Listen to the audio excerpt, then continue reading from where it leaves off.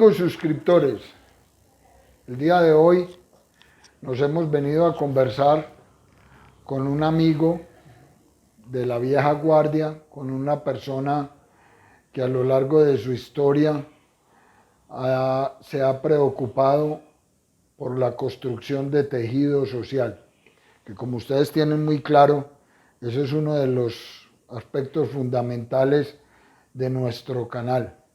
Hoy estamos con un personaje atípico en cuanto a la generación de ideas y la generación de recursos para las nuevas juventudes y para las nuevas generaciones. Estamos con el señor Santiago Maya. Santiago, bienvenido al programa, hombre. Caldo, mil gracias por la invitación, hombre. Quiero comenzar para que nos cuentes un poco de tu vida, Santi. Cuéntanos dónde naciste, cuáles fueron tus primeros inicios, tus estudios, qué hiciste para ser hoy en día lo que eres. A ver, Caldo, nací en 1963, yo soy modelo 63 segunda serie, o sea, el que ya vino con mejoras del segundo semestre. Hueso duro y masilla a dos manos. No, asiento de carreras y barra al piso. Me crié, gracias a mi Dios, en un colegio de curas. O sea, mi formación hasta cuarto bachillerato fue en un colegio de curas. Peleé toda la vida contra esa educación y hoy le doy gracias infinitas a mi Dios de que esos curas, así fuera a la fuerza, me hubieran dado esa formación que tengo en el tema de fe. Te aclaro que soy católico, apostólico, pero no romano. Me crié después, pues, en la época de nosotros había un tema muy complicado y era... ¿Naciste en Antioquia, en Medellín? Nací en Medellín, soy de Medellín 100%, hijo de Libardo y Alma. Libardo fue un hombre que se vino de un pueblo y un hombre muy inteligente y fue un empresario.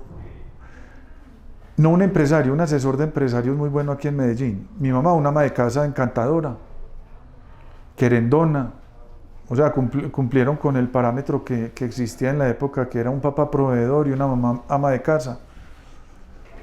De ahí la hiperactividad que tenía y el déficit de atención me llevaron a recorrer muchos colegios como a muchos de nosotros. Tuve la gran fortuna de terminar en el Conrado González Mejía. Nunca ponderado y siempre bien vanagloriado Conrado González Mejía. Terminé, estudié ingeniería civil en la Universidad de AFIT. La época me hizo querer ser millonario, entonces me metí a la minería, me quebré. Esa fue mi primera quiebra y de ahí a hoy me he despegado alrededor de 7 veces más, pero ahí sigo, trabajando. ¿Tu núcleo familiar, cuántos hermanos tenés, Santi? Mi casa está formada, pues mi papá murió muy joven, pero era mi mamá y 2 hermanos más. Yo soy el de la mitad y saber lo que eso implica en una familia normal. Ahora que me he dedicado a estudiar, ya sé cuál es el papel del segundo de la casa. Entonces tengo más o menos claro ese tema. Empecé con mi empresa de construcción. O sea, me gradué, me fui a trabajar minería, me quebré, monté mi empresa de construcción. Estaba empezando ya la etapa decisiva del metro de Medellín. Empecé como contratista del metro. Me supo a mico. De ahí me dediqué a trabajar en carretera. Lo hice muy poquito porque las condiciones de ese trabajo, no solo las condiciones físicas son el cuento mío, o sea, comer en caspete, comer chicharrón, tomarse la naranjada o la uva, ese es el tema mío, pero en la parte de seguridad y en la parte de ética no es muy interesante. Entonces decidí volverme para Medellín y tuve la fortuna de conocer a un arquitecto que estaba muy metido con el tema de tecnología. de la época. Entonces empezamos a trabajar hace 25 años con 3D, lo que en el mundo no se conocía. Y montamos un esquema muy chévere para hacer obras muy rápido y empezamos a trabajar con el drywall. Entonces de ahí se fue desarrollando mi empresa fue creciendo, tuvimos altibajos, nos tocó el problema del UPAC, que fue mortal, los jóvenes no se acuerdan de eso, pero... Unión de poder adquisitivo constante. Exacto, que se quebraron todos, es decir, uno se acostaba en el apartamento y en un día ya no era dueño de la puerta, al otro día no era dueño de la taza del sanitario. Nos tocó eso y lo afrontamos. Y seguimos con el tema de la construcción. Después nos metimos con el tema de cubiertas. ¿En qué momento aparece tu esposa que llevas tantos años, Santi? Ay, lo de mi esposa es una cosa muy particular porque es que yo la conocí en la excursión de sexto. Vos te puedes imaginar en la rumba que la conocí y me aguantó. Y estamos desde la excursión de sexto hasta hoy. Mi mujer es una persona espectacular, no sé si has oído hablar de ella, es Marta Callas, sí, que se dedica a moda. Y llevo mucho tiempo con ella y seguimos batallando. ¿Cuántos hijos tenés con Marta? Tengo 2 hijos, Matías y Gregorio. ¿Hoy en día están con vos? No, ellos no les gusta la casa, pero Matías ya se fue. O sea, Matías ya decidió irse a vivir solo, con su independencia. Gregorio está con muchas ganas de irse a vivir solo, pero el cachirulo todavía no le da, entonces ahí está... El Hotel Mama, mía. El Hotel Mama, donde le lavan a uno la ropa. Es que uno no debía haber salido de la casa de la mamá a pasar trabajos. Entonces esa es más o menos la conformación de mi familia. Bueno, yo en un comienzo les hablaba de que sos una persona muy emprendedora y hoy en día estás metido en 3 proyectos que creo que pueden ser más, pero son como los más relevantes. Empecemos hablando, ¿cuál es el más viejo de esos? ¿El hotel, el coworking o el networking o Ruta 11? No, cuando llega un momento de mi vida en que yo me reuní con una persona muy importante en Bogotá, yo trabajaba con los bancos, entonces yo tenía un negocio alterno y era que los bancos me entregaban a mí, yo les construía todas las sedes, pero ellos me entregaban a mí todo lo que les llegaba por dación en pago, ¿cierto? Esa dación en pago, yo cogía esas daciones en pago y empezaba a buscar los clientes. Entonces, a mí, el negocio mío era encontrar una pieza y buscarle quién la necesitaba. Yo se la compraba al banco. Para mí el Banco Colpatria fue un pilar muy importante en mi vida. Y entonces eso me da una libertad de moverme, ¿cierto? Un día, cuando empezó el tema del UPAC, que yo había comprado mi apartamento, mi primer apartamento, y estaba con una corporación que se llamaba Corpavi. Cuando empezó el tema, yo había comprado mi apartamento y terminé debiendo 2 veces el apartamento y había pagado 5 o 6 años, muchos años la deuda. Sí, correcto.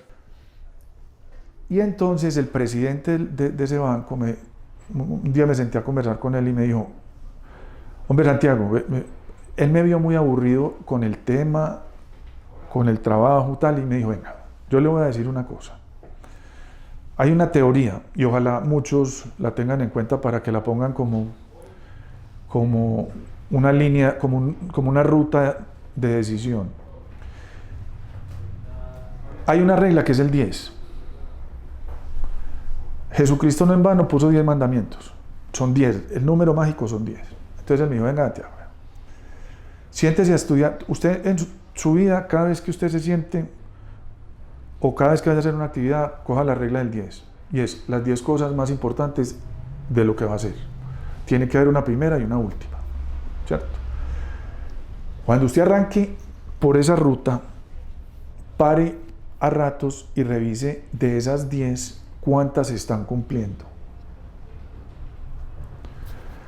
Si usted, cuando revise, no se le cumplen sino 6, está cagado. Lo que está haciendo no es. Si está entre 6 y 8, está en cuidados intensivos. Pero si cumple más de 8, ese es su tema.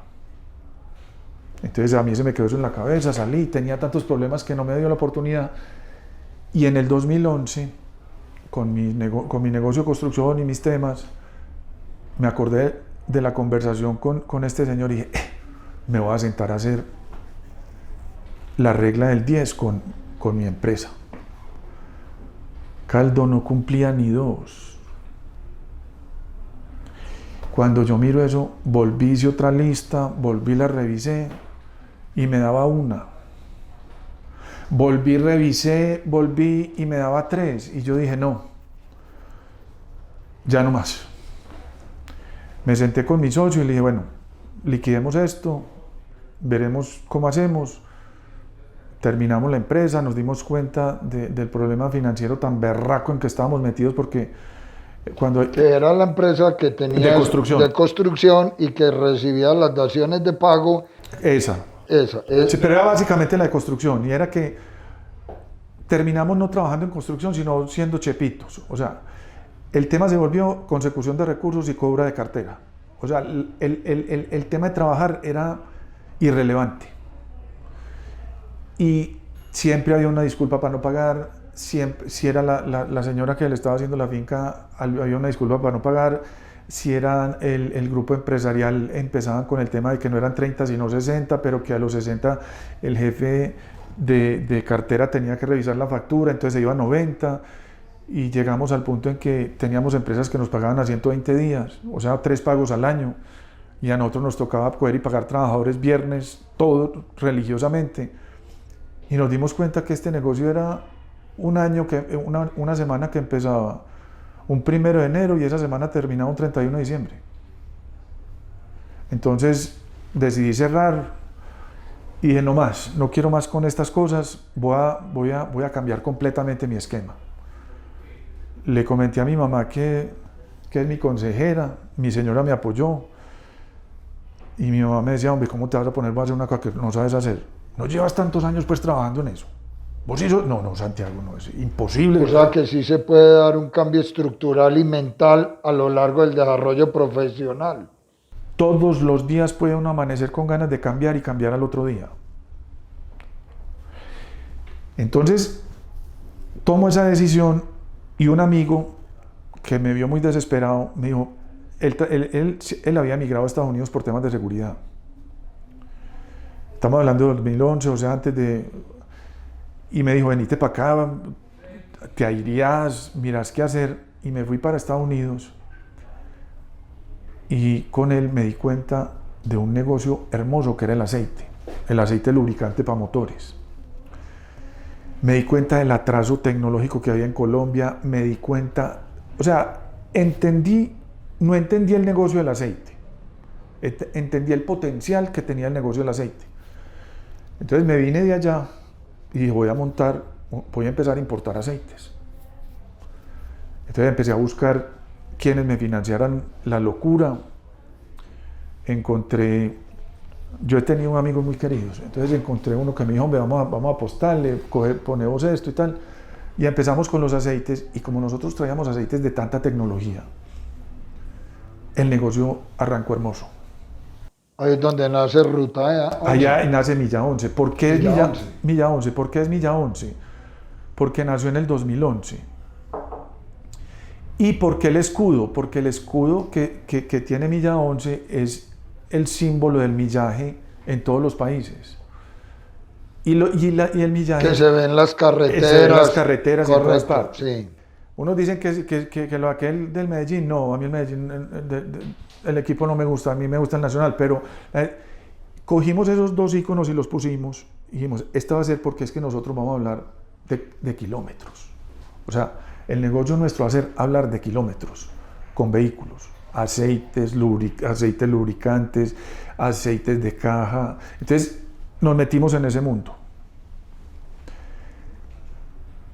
Es un mundo muy complicado. Es un mundo que la gente no sabe qué es un aceite. La gente... Y que buscan mucha economía. ese es el peor problema. Buscan economía, no saben que los aceites, que en los líquidos hay tecnología. Entonces arrancamos, hicimos una labor muy buena, nos fue extremadamente bien 2 años, y después llegó esa marea baja que siempre pasa en los negocios en Colombia, y es que hay ciertos capitales que entienden que hay unos negocios con fluidez y los quieren direccionar hacia allá con un... Exacto, entonces los trasladan. Sí. Entonces termina uno no trabajando por un negocio, sino por un interés del 2%, porque el capital se maneja así. Entonces el negocio empezó a dejar de ser muy interesante por eso y por lo que lo rodeaba. Pero en medio de eso, como siempre nos ha gustado estar como investigando y revisando, entendimos que dentro de ese marco de kilómetros está la gasolina. Y la gasolina tiene exactamente los mismos problemas que el aceite en Colombia. O sea, el aceite es una cosa no conocida, la gasolina es menos conocida. Y tuvimos la oportunidad con nuestro aliado del alma, que es Polychem, de conocer unos franceses que estaban especializados en el tema de aditivación para combustibles. Y nos metimos con el tema de aditivación para combustibles y nos casamos con la idea, porque eso ha sido una marca mía, y es que yo en lo que me meto creo y saco la cabeza por el otro lado así sea raspado. Y me apasiono, y eso es como muy de nosotros, de los que nos gustaban los Bee Gees y ese tema. Somos apasionados, respiramos, terminamos perdiendo el norte porque es más, nos gusta más el ají que la empanada. Entonces nos metimos con aditivos y sacamos un aditivo espectacular, y arrancamos con el tema de aditivación. Entonces sacamos ahí un aditivo para gasolina, después sacamos un aditivo para motos. Bueno, Santi, perdón, bueno explicarle a nuestros seguidores cuál es el objetivo de un aditivo en la gasolina. A ver, vea. Lo más importante, las gasolinas, el tema es que aquí hay una pelea casada entre los mayoristas, y hablo de mayoristas a quienes son los grandes proveedores de gasolina, con la aditivación, porque es que la gasolina tiene muchas falencias. La gasolina es el mejor producto que existe, o sea, el mundo se debe al petróleo y a los derivados del petróleo. Pero la gasolina tiene unos problemitas. Esos problemitas se resuelven con aditivación, ¿cierto? ¿Por qué esos problemas se resuelven con aditivación? Porque el mayorista no tiene la obligación de resolverlos. Y voy a poner un ejemplo. Miremos esto, aquí hay humedad, esto es condensación, ¿cierto? Eso pasa en los tanques. Esa humedad está pasando a los tanques. Es cuando el agua que llega al tanque se condensa, se vuelve un problema. ¿Quién tiene que resolver ese problema? El dueño del vehículo. ¿Qué hacen los aditivos? Evitarle todos los problemas que le va a generar esa humedad en su tanque, en el funcionamiento del vehículo. Podríamos decir, a ver si te estoy entendiendo, el aditivo ayuda a un mejor rendimiento por millas o por kilómetros, y a la industria macro lo que le interesa es que no haya tanto rendimiento y no que puedan vender más. No, yo no creo que eso sea el tema. Yo creo que a ellos lo que no les interesa es aumentar el costo de insumos porque es que se vuelve muy costoso, y cuando estamos hablando de petróleo estamos hablando de millones de galones, y cuando vos multiplicas por millones de galones, un centavo se vuelve mucha plata. Correcto. Entonces ellos lo que hacen es tener un producto que cumple la norma, porque no debería estar preparado a resolver esos problemas. El aditivo nuestro, porque aditivos hay muchos.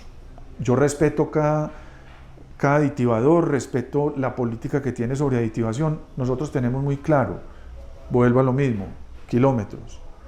Entonces, más kilómetros sin problemas en el motor, más kilómetros con el tanqueo, más kilómetros sin los inyectores sucios. Entonces, nosotros hemos investigado mucho ese tema, y tenemos un aliado que es Polychem, que tiene la tecnología para hacer cosas extraordinarias. Pues es una empresa que es proveedora directa de Toyota. Imagínense al grado que ha llegado esa empresa. Entonces nos metimos con los aditivos y empezamos con los aditivos, y llegamos hasta el punto de aditivar los tanques de combustible de las estaciones, porque a raíz del uso de biocombustibles hay un tema de organismos vivos que nosotros no alcanzamos a entender. Y uno no cree que en una gasolina hayan bacterias vivas, reproduciéndose y comiendo gasolina. Uno no cree eso. En esos tanques, cuando hay en el 2010-2012, el protocolo de Kioto empieza a ponerle la lupa a los combustibles. El protocolo de Kioto es una organización mundial que vela por el medio ambiente, ¿cierto? Y se dieron cuenta, cuando le pusieron la lupa, que la gasolina tenía unos componentes que eran muy contaminantes. Y estamos hablando del plomo. El plomo es como el buen ají. Pica la entrada, la salida y en la boca el perro. El plomo, como entra, sale al ambiente. Entonces el protocolo dijo, vengan señores, gasolinas libres de plomo. Pero el plomo cumple una función fundamental en la gasolina y es la de elevar el octanaje. Entonces les tocó ponerse a estudiar a los petroleros y a todo el mundo cómo podrían suplir el plomo. Y encontraron que los alcoholes, que son biocombustibles, tenían esa Por eso hoy en día se ven esa alternativa en gasolina, los biocombustibles. Sí, pero tienen que, es decir, hoy en la mezcla en vez de adicionarles plomo, les adicionan alcoholes. Que salen del azúcar. Que salen del azúcar o que salen de la palma, el aceite de palma, sí. En el caso de los biodiesel. Esa mezcla es muy buena para el medio ambiente, pero para los vehículos es catastrófica. Porque la humedad, esos biocombustibles son higroscópicos. Esa palabra suena pues como muy... tecnológica. Sí, pero higroscópico es que simplemente atraen humedad. Es como cuando vos coges el aguacatico para los frijoles y le pones sal, que terminas viendo el aguacate y ya no es sal, lleno de burbujitas. Lleno de goteras. Sí. Ese es higroscópico, cogió la humedad y la trajo. Correcto. Entonces, como tenemos eso en el tanque y tenemos unas condiciones de presión y temperatura, ¿qué hace? ¡Pum! Arrastra esa humedad. Entonces terminan los tanques llenos de agua. Hoy en día sigue existiendo Ruta 11. Milla 11, claro, Milla 11. Milla 11, perdón, porque no he podido asimilar ese tema. Pero ¿sabes por Milla qué? 11. ¿Sabes por qué? Porque tenés el icono de Ruta 66 en la cabeza. Es que eso es, y a eso lo que decías ahora, como es una mezcla de esos dos factores, pero tenés razón. Pero es lo mejor que nos ha pasado, porque como todo el mundo tiene en la cabeza Ruta 66, cada vez que nos ve nos dice, claro, yo te conozco. Ha sido un referente. Ahí hicimos ahí nos colgamos como el mico. ¿Cuántos lleva Milla 11? Estamos cumpliendo 10 años. ¿Y hoy en día tenés mercado a nivel nacional o departamental? No, nosotros tenemos mercado a nivel nacional. El tema de los aditivos se ha vuelto una competencia muy complicada. Porque la gente... A ver, la palabra aditivo se volvió un genérico. Entonces ya aditivo es cualquier cosa. Y por reglamentación estatal, del mismo protocolo que estamos hablando, ya los combustibles tienen que tener aditivación para emisiones contaminantes. Entonces eso se ha vuelto una sopa de que aditivos, de que este es un aditivo, el otro es un aditivo, y aditivo es el azúcar que uno le pone al café, ¿cierto? Nosotros seguimos concentrados en kilómetros. Entonces ya desarrollamos un aditivo especial para motores marinos. Tenemos un aditivo especial para motores diésel, para camiones. O sea, estamos en ese mercado en todos, pero la competencia no es fácil. Por eso, porque no hay un conocimiento profundo sobre lo que es un aditivo. Nosotros en el canal buscamos crear conciencia ecológica, que es quizás uno de los elementos más relevantes hoy en día y en el cual los países están muy empeñados, y vos lo decías con el tema del Tratado de Kioto. ¿Qué nos deja Milla 11 para la conservación del planeta hoy en día? Caldo, mira, es que yo sé que el mundo es romántico y parte de la esencia del mundo es ser romántico, porque eso es lo que lo mueve a uno. El mundo cataloga mal el petróleo y le han echado unas cargas al petróleo que realmente puede que las tenga, pero el petróleo es el que recibe toda la energía negativa de la contaminación, cuando hay cosas mucho más contaminantes que el petróleo. El mismo plástico, por ejemplo. No, te digo una cosa, nosotros estamos en contacto con unas personas en California que son pioneros. La reglamentación de medio ambiente más importante del mundo se da en California. Y estamos con una empresa de California que se dedica a todos los temas de petróleo. Y se llegó a la conclusión de que lo más contaminante es un limpiavidrios. Un limpiavidrios, cuando vos lo aplicas, es decir, el tema de contaminar tiene como muchos puntos, ¿cierto? ¿Cómo contamina? Entonces, hay emisiones contaminantes, hay contaminantes que van a la tierra.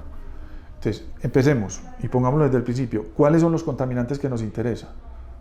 Milla 11 se concentra en los contaminantes que llegan de alguna manera al medio ambiente, al aire, ¿cierto? El petróleo, por esencia, no puede ser amigable con el medio ambiente. ¿Qué es la filosofía que tenemos nosotros alrededor del medio ambiente? Es que mientras menos se consuman combustibles, es mejor para el medio ambiente. Por eso la tendencia hoy en día es energías eolíticas, energías eléctricas, los carros van enfocados a la batería, pero una batería también contamina. No, es que si, cuando uno analiza elementos contaminantes, yo lo que te digo, Cayo, es que nosotros, y te lo decía ahora antes de que empezáramos la conversación, el lenguaje nos lo han modificado de una manera muy dramática, y te voy a decir por qué. Una batería vos la ves como si no fuera contaminante, porque la ves ahí puesta, no tiene ninguna emisión. Sellada al vacío. Sellada, en su interior es más contaminante que cualquier cosa, pero te la hacen ver como ese gran elemento de no contaminación. Pero si vos te devolvés y mirás cuánta contaminación generó producir esa batería, ahí empezás a analizar y decir, vení, si es tan amigable con el medio ambiente. Entonces, hay personajes que se dedican a estudiar y ponen unos elementos de revisión muy claros. Entonces dicen, bueno, ¿cuál va a ser el parámetro para estudiar si eso es contaminante o no, o qué carga tiene? Entonces dicen número de muertos por producción X. Te lo voy a poner un ejemplo. ¿Cuántas personas se mueren por la producción de 1 kilovatio? Y te dicen, ¿eso es bueno, malo, regular? Y los que saben dicen que esa carga, la que menos la tiene es la energía nuclear. Y vos dirías que es la energía más contaminante, que es la energía que es la que menos incidencia, inclusive es en ese sentido más limpia que la hidráulica. Siempre y cuando se maneje con objetivos de industria, no con objetivos militares. Siempre se maneje, exacto, pero es que la energía es energía. ¿Cómo la uses es otro tema? Yo tengo que producir energía y seguramente los científicos alemanes que fueron los que generaron y estudiaron el tema nunca pensaron que iban a tirar una bomba, ¿cierto? Pero el tema es energía y energía limpia. Entonces, energía sustentable. Entonces, la pregunta que me hiciste es ¿qué es el aporte de Milla 11 al medio ambiente? Nosotros hacemos que los motores sean más eficientes. Al ser más eficientes hay menos consumo.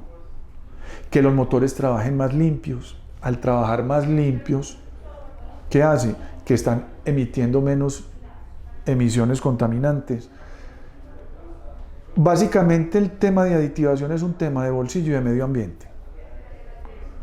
Importante que la gente lo entienda así.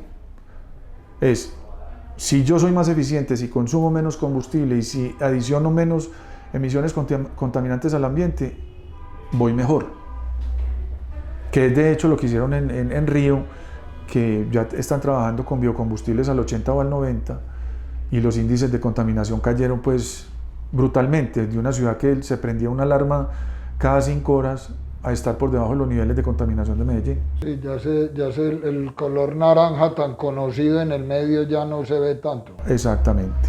Ya nos has explicado muy ampliamente el tema del objetivo de Milla 11 y cuáles son tus propósitos. También vemos, ahorita fuera de cámaras conversábamos y esto es uno de los temas que yo hago mucho énfasis en el canal, y es tratar de llevarle a las nuevas juventudes el emprendimiento, que es quizás un tema muy dado hoy en día por el tema de las marchas, por el tema de los mismos estudios que se están dando hoy en día y las oportunidades. De ahí nace la idea del coworking o el networking. Háblanos de eso. Bueno, a ver, como todo tiene sus ciclos. Yo estaba en el tema del ciclo de Milla 11, ya llevaba más o menos 8 años con el tema estudiando y dije, no, yo creo que es hora de, ya soy un hombre de 58 años, ya es como momento de darme un espacio. No tengo, pero el tema dame el espacio no sé de dónde lo saqué, porque la jubilación supuestamente a los 65, ¿sí o no? ¿Y pagas jubilación, Santiago? No. No cotizas a jubilación. Tu jubilación es el esfuerzo propio. Mi jubilación es el esfuerzo. No, nunca se me ocurrió pagarla. Mi señora se jubiló y es la mujer más feliz del mundo. Pero yo lo que necesito es moverme. Entonces, decidí en un momento, hombre, yo voy a bajar el ritmo, voy a vivir más tranquilo, a dedicarme más tiempo. Y mis hijos, que son millennials, empezaban el tema laboral. Yo he sido muy cercano a ellos, pero en el tema de familia, no en el tema de negocios. Entonces, cuando ellos empezaron con el tema laboral, habían dudas que tenían sobre si emplearse, si no emplearse, si emprender, si arrancar con sus negocios. Y empezamos a hacer una sinergia, cosa que me dio muy duro, porque comunicarse con, es decir, la generación nuestra, comunicarse con los millennials es muy complicado. Yo sé que siempre la generación anterior ha tenido problemas con la subsiguiente, pero comunicarse es muy complicado. Entonces se me metió la enguandia, como decían las abuelitas, de estudiar las generaciones. Y empecé por estudiar la mía. O sea, entendeme. O sea, mirarse al espejo. Mirarme en el espejo y decir, ¿quién soy yo? ¿Qué me mueve a mí? ¿Cuáles son mis miedos? Y entendí la generación nuestra, o sea, la generación que muchos estudiosos le ponen a eso fechas. Entonces dicen que la generación, que los baby boomers arrancan en el tal y terminan en el tal, después siguen los X, después los Y, después tales. Yo no creo que sea tanto el tema de fechas, es el tema de los entornos donde nacemos. Yo no tuve la oportunidad de ser baby boomer, porque los baby boomers son los que hicieron el mundo. A mí me tocó una generación seguida a esa, una generación espectacular, rica. Sobre todo en valores. Exacto, y en muchas cosas, pero con unas falencias también grandes. Y entonces cuando entendí quién era yo, me puse a estudiarlos a ellos. Entendí no quién era yo, más o menos, o sea, tuve unos indicios. Y de ahí saqué lo que te digo, que somos la generación de el miedo, los proyectos fallidos y la envidia. Esa es la generación de nosotros. Cuando entendí eso y entendí cómo habíamos criado nosotros a nuestros hijos, entendí que el lenguaje mío con ellos no podía, o sea, las palabras pueden que sean iguales, pero los significados de las palabras no son iguales. A nosotros, de la generación de nosotros, nos rayaron con demasiadas cosas, ni para bien ni para mal. Esos son los rayones que tiene nuestra generación. Y te voy a poner un ejemplo: hablando se entiende la gente. Entonces vos crees que hablar es una condición sine qua non para entenderte con otro, y yo creo que si se sientan a hablar un japonés y un colombiano, y el japonés no habla español y el colombiano no habla japonés, pueden hablar una vida y no van a entenderse. El tema no es hablar, el tema es transmitirse y oír al otro. Entonces empecé un proceso con ellos, con mis hijos y con los socios de mis hijos y con unos grupos que montamos, y empecé a tratar de comunicarme con ellos y de entenderlos a ellos. Y cuando uno entiende qué es lo que los mueve a ellos, uno se da cuenta de las debilidades de uno. Voy a poner un ejemplo. Cuando empezamos con esto, que yo pensaba retirarme, como te dije, y cuando yo sentí esto, yo dije, no, a mí ya no me sacan de aquí. Mi Dios me mandó aquí a hacer cosas, a embarrarla, a aprender, a montar, es decir, a generar lo que sea, pero yo no me voy a quedar en la casa. Y volví a lo mismo que tenía, que yo no me voy a jubilar. O sea, el día que yo me muera, el día anterior estoy trabajando. Entonces, cuando empecé con ese tema de comunicarme con ellos y entendiendo lo que ellos no tienen, que nosotros sí, y te voy a poner un ejemplo, los millennials tienen el algoritmo muy claro, muy claro. Para ellos el algoritmo es una cosa, o sea, parece que nacieran con él. Vos a un muchachito ya le entregas un teléfono y lo maneja, y vos te quedas descrestado. No, es que el algoritmo ya viene. Nosotros no tenemos ese algoritmo. Pero de pronto tenemos un poco más de aplicación de esos algoritmos. No, es que O de análisis. nosotros tenemos una cosa que se llama inteligencia emocional. Y entonces la inteligencia emocional ante un algoritmo, ¿quién es más representativo que otro?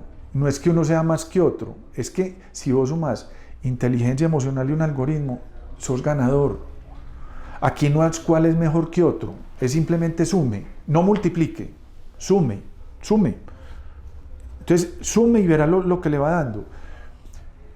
Cuando entendí eso, nos sentamos y llegamos a acuerdos porque las necesidades siguen siendo las mismas. Caldo, las necesidades de hace 2 siglos son las mismas de hoy. ¿Qué herramientas había hace 2 siglos? Unas. ¿Qué herramientas existen hoy? Otras. ¿Dónde radica la inteligencia? En cómo coger esas herramientas y hacer mejores cosas. Y volverlas un factor comunicacional, que es lo que hoy en día necesita la humanidad. No, y comunicarnos, pero que el joven entienda que el mundo es de él, pero que los viejos tenemos el conocimiento. Porque ellos saben mucho, pero no conocen nada. Ven, ahí dijiste algo muy importante, Santiago, los viejos tenemos el conocimiento. ¿Crees que el Estado y las nuevas generaciones, de pronto en Japón no se ve porque en Japón los viejos son las Biblias? Hoy Colombia está dejando de lado la vejez y no le está dando la importancia al conocimiento. Yo sobre eso tengo una opinión muy particular, y es que estamos renunciando a la historia. Y cuando uno renuncia a la historia, renuncia a muchas cosas. El viejo tiene la historia. A ver, Caldo, es que nosotros, vuelvo y te digo, con los rayones que tenemos, el conocimiento para nosotros era saber mucho, ¿sí o no? Y uno se va dando cuenta que el conocimiento vaya y venga. A nosotros nos costaba mucho el conocimiento.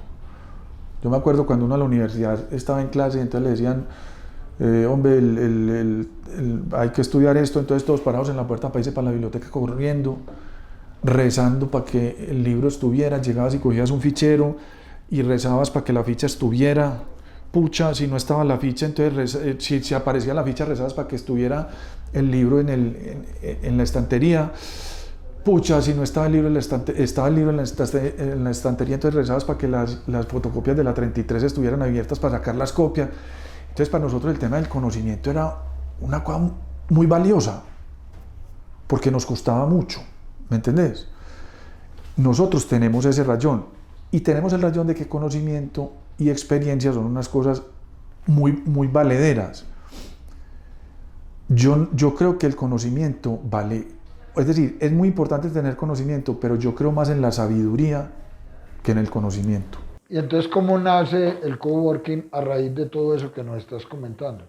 Nace porque como las necesidades eran iguales y las necesidades eran hacer empresa, la empresa para mí era una cosa, para las generaciones nuevas la empresa es otra. Entonces, como la necesidad era hacer empresas, entonces dijimos, bueno, necesitamos un espacio donde tengamos herramientas, ¿cierto? Sí, lo que te decía, las pymes, lo que son los emprendimientos, las micro y las pymes se acaban en los 2 primeros años. ¿Pero por qué? Porque les hacen falta herramientas. Y si vos te vas a la calle y vas a emprender tu producto, que te dije que en Colombia es muy raro encontrar una empresa, aquí somos productos. Entonces, Vos vas a arrancar con tu producto, pero te dicen que es que el contador te cobra medio salario mínimo, que el asesor jurídico te cobra un salario.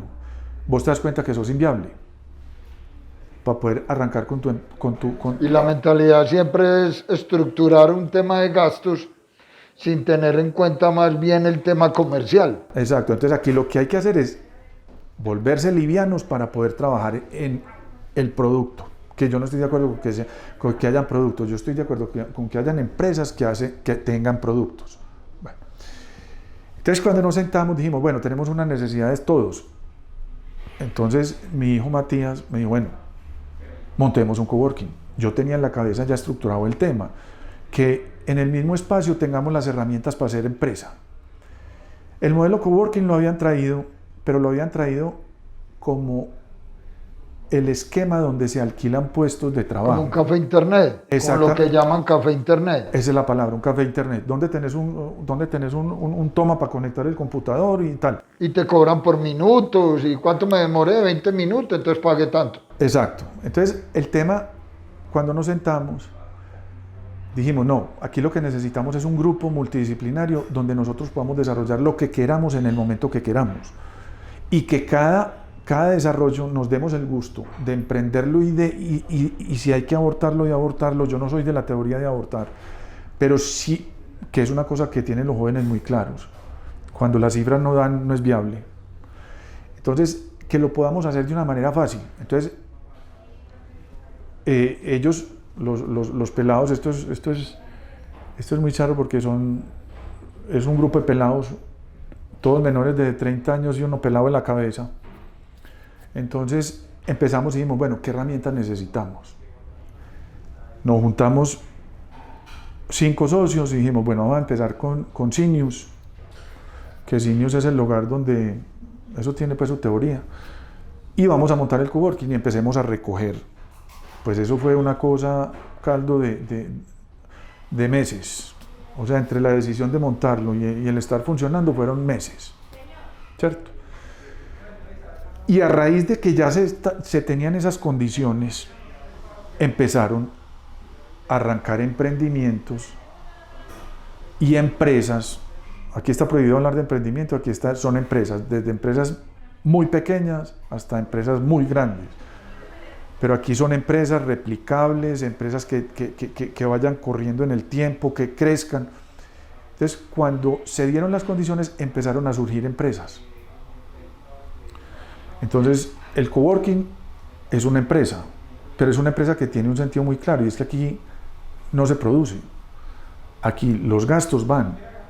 ¿Cuál es la utilidad de este espacio? Que vos tenés la oportunidad de hacer. Me decías, ¿qué diferencia tiene un coworking? Este no es un coworking, este es más un networking. Habrán unos que peleen. Expliquémosle a los seguidores cuál es la diferencia y qué es uno y el otro, qué es un coworking y qué es un networking. A ver, a mí, yo ya siempre que arranco una conversación, yo digo, pongamos las palabras, primero definamos las palabras que vamos a usar, ¿cierto? Porque para unos coworking es una cosa, porque se supone que coworking es trabajar en equipo, ¿cierto? Networking es más una red, trabajar en red. Para la visión nuestra, independiente si es coworking o networking, es tener un espacio donde se generen todas las inercias que se necesiten para hacer negocios. Que si llega una persona, inclusive uno del grupo, y tiene un proyecto, en un día pueda montar su empresa. Que en ese día pueda saber si tiene viabilidad económica, que en ese día pueda saber si tiene el potencial y que en ese día lo haga. Entonces, para uno será un coworking, para otros será un networking, habrán otros pensadores que, hombre, esto tiene otra palabra más rara. No, para nosotros es eso, es un espacio neutro, que no estamos ahorcándolo para que produzca plata, porque si no dan los números, no, es un espacio que se sostenga y que nos permita tener herramientas. El Estado apoya esas iniciativas. Caldo, nosotros, no, yo te voy a decir, en lo que menos pensamos es en el Estado. Nosotros pensamos en hacer nosotros y lo que esté dentro en nuestra capacidad desarrollarlo. El Estado podría jugar un papel muy importante, sobre todo con los viejos.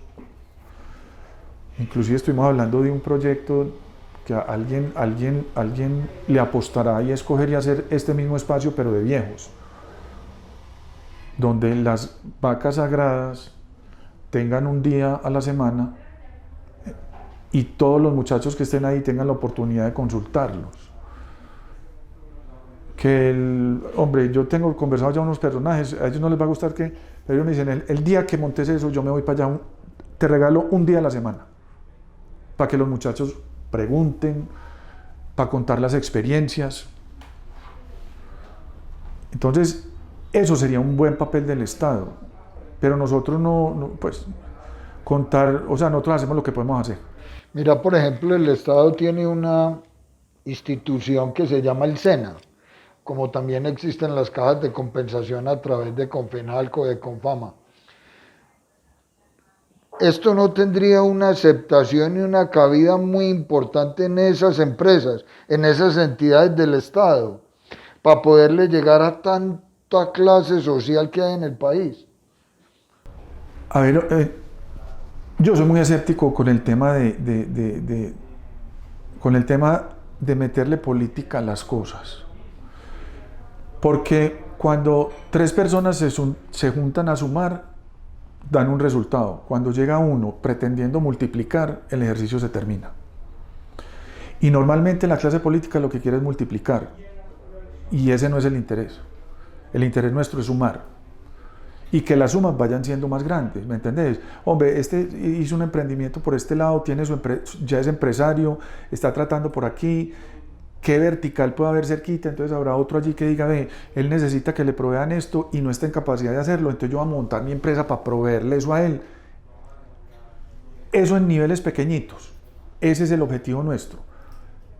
Y que de aquí a un tiempo, pues, todos esos que salieron de ahí, de ese conjunto, ya empiecen a generar sus sinergias ellos mismos. Esa es la filosofía en principio.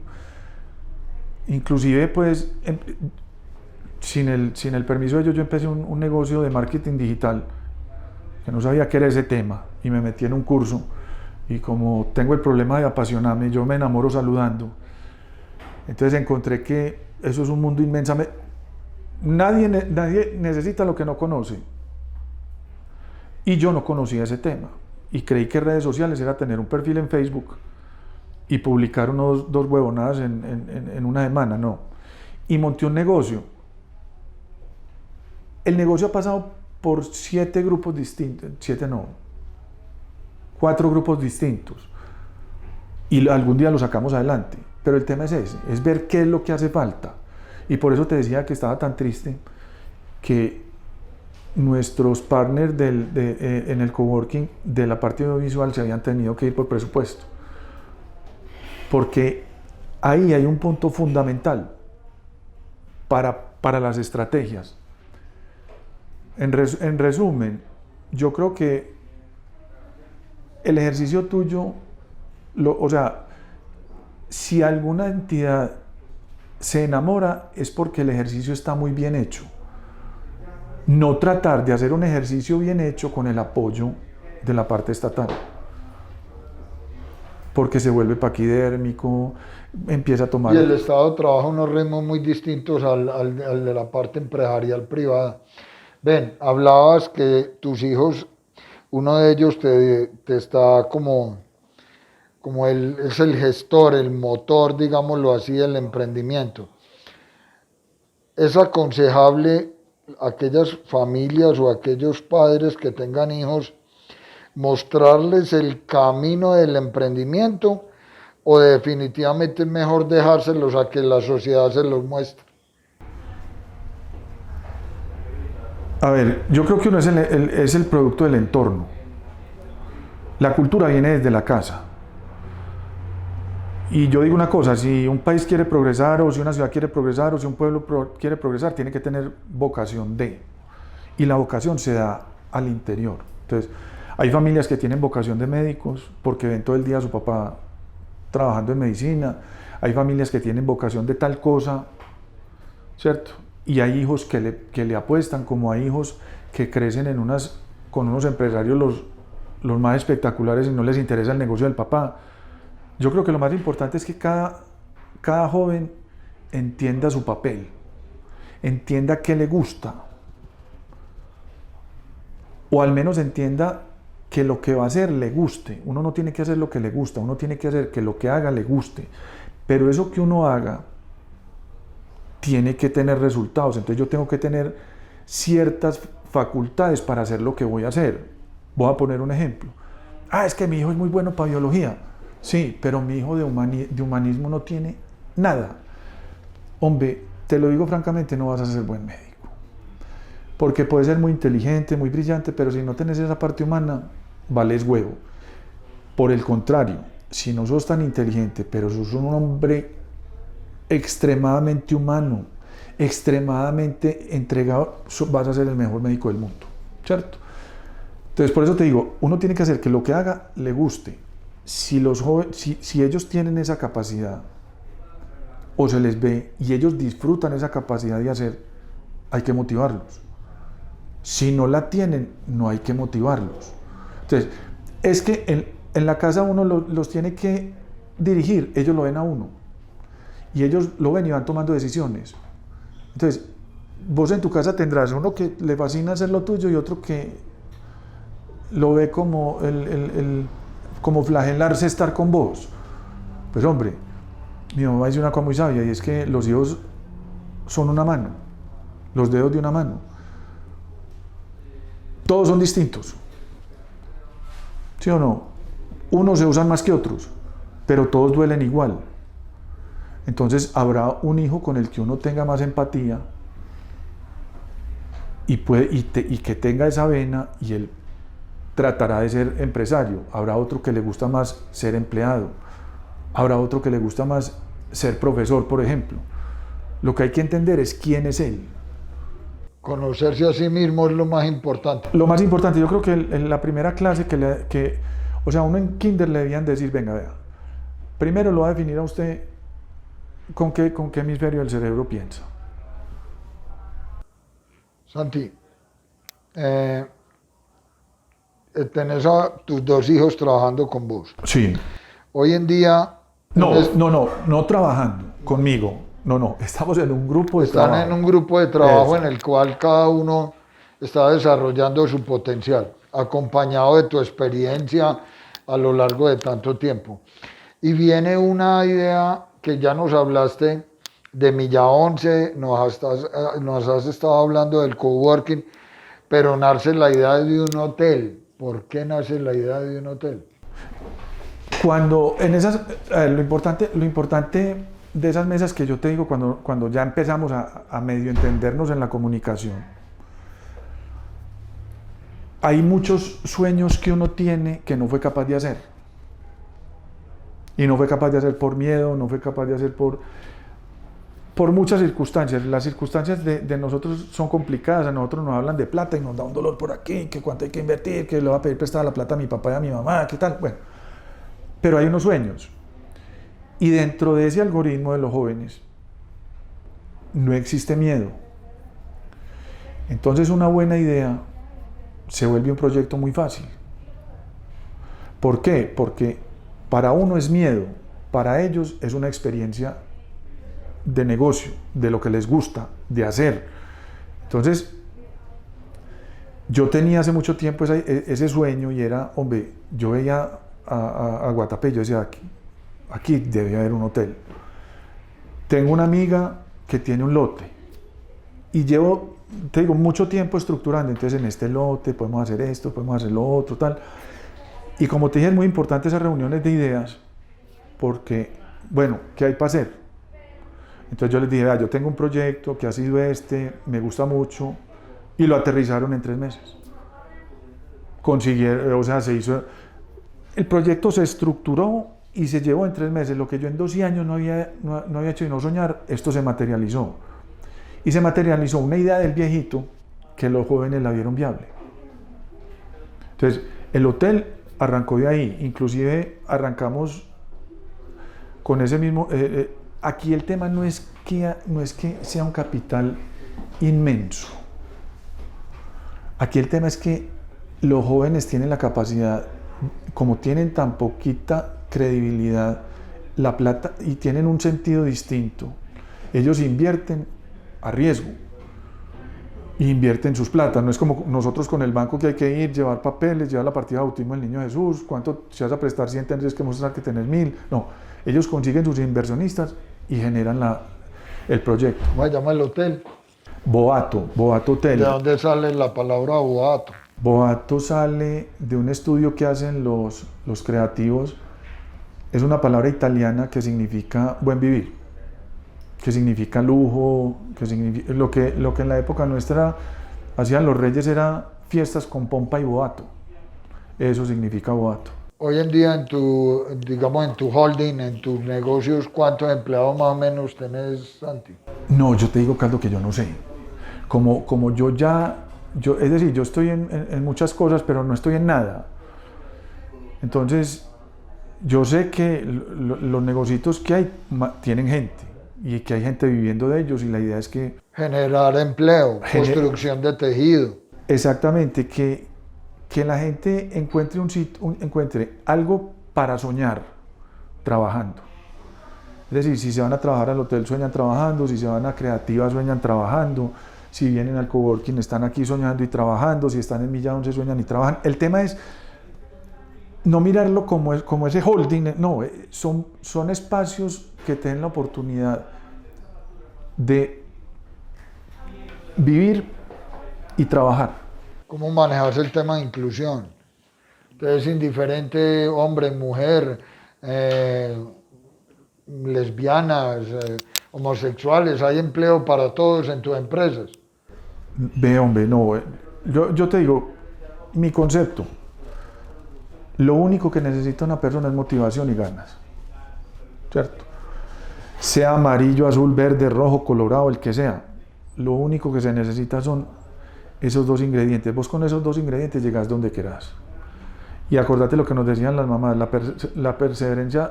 Vence lo que la dicha no alcanza. Exacto, es más importante ser perseverante que ser inteligente. Es más importante tal que ser hombre o mujer o lo que sea. Si vos encontrás una persona que tenga esos ingredientes, va a salir lejos. Entonces, lo importante es que quieras hacer. Que tengas ganas de hacer, que te motive lo que estás haciendo, que sepas que sos capaz de hacerlo, porque te voy a decir, una vida sin errores no es vida, pero una vida llena de errores no es vida. Entonces, uno tiene que tener ciertas cualidades para desempeñarse, y yo no creo que haya nada que genere una satisfacción más grande que lo que uno hace bien. Santi, el tema en televisión es muy corto, de verdad, y contigo hemos tenido una charla muy enriquecedora a nivel conceptual, que eso es muy valeroso y créeme que personalmente me siento muy satisfecho. ¿Qué decirle a estas nuevas generaciones? ¿Qué le podemos transmitir a todos aquellos que vienen de atrás con ganas de emprender, crear, generar? ¿Cuál sería tu aporte a esas nuevas generaciones? Lo primero es que se conozcan y que nosotros hemos encontrado una receta que es muy buena. Cuando se cumple lo que te he dicho, hay una receta de 3 puntos que son producto, ejecución y operación. Si vos te tomás el tiempo de diseñar un buen producto, haces una ejecución que dé ese mínimo producto viable de ese producto que tenés y hagas una operación impecable, lo que vos hagas va a ser bueno. Entonces, ¿cuál es el tema con los jóvenes? Entiendan que uno tiene que arrancar. Los jóvenes tienen un organigrama horizontal. El consejo es, vuélvanlo vertical, o sea, que hayan prioridades. Y si uno empieza a hacer prioridades con una lista de chequeo, o sea, hacer un método, las cosas funcionan. ¿Qué es lo importante? Que sigan un método para hacer sus emprendimientos. No piensen en que van a tener limitaciones porque no van a tener los recursos. Hagan los objetivos claros y seguidos y los recursos llegan. O sea, como conclusión, estas nuevas generaciones tienen que ser, aparte de analíticos y recursivos, no pueden dejar de lado la palabra emprender. No tener la mentalidad de emplear, sino poder cristalizar sus propias ideas. Es que yo creo que el país necesita más empresas, no necesita más empleados. Entonces, que cada uno se vuelva multiplicador. Si yo, la palabra emprendimiento, como te dije, a mí me parece que es válida y no. A mí el empresario es aquella persona que hace un emprendimiento y genera bienestar alrededor, bienestar para él, bienestar para sus empleados, bienestar para todos. Entonces, lo importante es conciencia de empresario. Y eso es fundamental. Y en eso tenés razón. Yo pienso que toda nación y toda sociedad se desarrolla si la persona tiene la oportunidad de emprender y de generar empresa. Vuelvo a lo mismo y te echo cantaleta. Oportunidad, ¿quién te la da? Las oportunidades son distintas para todo el mundo y la palabra oportunidad la volvimos un genérico. ¿Oportunidades qué? Voy a poner un ejemplo. Yo hago esto, ¿qué es mi oportunidad? Conocer gente que me lo compre. Tu oportunidad no es una ayuda gubernamental, tu oportunidad. Entiéndase y sepa cuál es su oportunidad. Cuando usted tiene claro eso, sabe dónde llegar. María Becaldo, Mira, vos me pusiste esto como en fue los Grammy. desarrollado hace muchos años, 4.500 años atrás. Los egipcios se apersonaron digamos, de dar un reconocimiento a todas esas personas que de una u otra manera construyen tejido social. Este reconocimiento es un monumento en piedra y por ser en piedra, en roca, yo veo en vos ese tipo de personas que con tu esfuerzo y tu dedicación casi que estás representando lo que es un obelisco de Santiago. Agradecerte de todo corazón para nuestro programa, para nuestro proyecto, el tener la oportunidad de compartir con personas como vos ese legado que hay que dejar, hermano, esas ganas de trabajo, de lucha, de constancia, que es muy importante. Ahora decían unas palabras muy lindas y es que ya no te vas a retirar, que te retiras un día antes de morirte, ¿cierto? Eso es lo que yo quiero transmitir a través de ese símbolo, Santi. Y de nuevo, ¿cómo te querés despedir el día que tengas que marchar al más allá? ¿Cómo querés que te recuerde la humanidad? ¿Sabes una cosa? Que la humanidad me recuerde como empresario y trabajador. Pero cuando llegue allá y el patrón máximo me juzgue, le pueda responder yo, lo que me diste, lo usé. Y lo usé bien usado. Eso sería mi cierre, como dicen, el final enérgico man un tango. Ese sería el cierre que yo le puedo decir al hombre, vea, usted me dio la capacidad de trabajar, la cumplí. Bien o mal, hice el esfuerzo más grande para hacerlo. Ese sería mi legado. Santi, muchas gracias, hombre, por A tu vos. espacio. De verdad, muy enriquecedor. Amigos suscriptores, yo creo que esta experiencia ha sido muy importante en cuanto a conocimiento y en cuanto a iniciativa. Y es un fiel reflejo de que las ideas se pueden plasmar y se pueden conseguir solamente con vocación y con ganas. Recuerden, colombiano compra colombiano. Hasta una próxima.